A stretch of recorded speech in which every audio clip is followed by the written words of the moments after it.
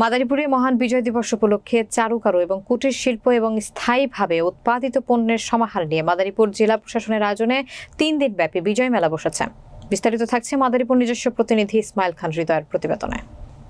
মাদারীপুর শহরের শকুনি লেকের পাড়ে 16 ডিসেম্বর থেকে 18 ডিসেম্বর পর্যন্ত চলবে এই বিজয় মেলা।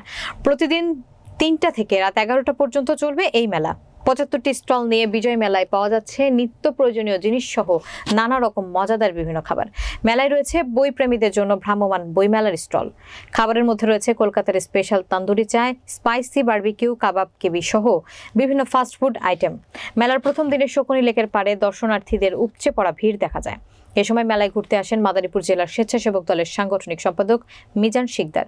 তিনি বলেন, মহান বিজয় দিবস উপলক্ষে এই মেলায় ঘুরতে এসেছি, এসে ভালোই লাগছে। কলকাতার স্পেশাল তান্দুরি চা খেয়েছি, বেশ মজাদার ছিল। চায়ের বিশেষত্ব আগুনে পুড়িয়ে চা তৈরি করা হয়, যা আমার কাছে খুবই ভালো লেগেছে।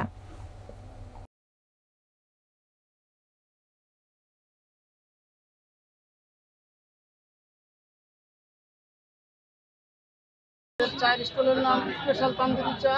আমাদের চা আছে রেগুলার তান্দুরি চা, মালাই তান্দুরি চা, আপনার চকলেট তান্দুরি চা, স্পেশাল তান্দুরি চা, দুধ চা, রং চা, অনেক আইটেম রয়েছে।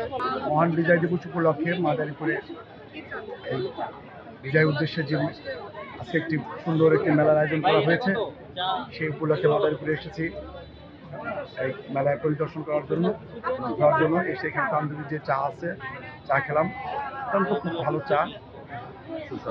মেলা উপলক্ষে ভাই বেড়াদার নিয়ে ঘুরতে আসলাম, একটা দিকে তান্দুরি চা খেলাম, খুব সুস্বাদু চা, খুবই ভালো চা।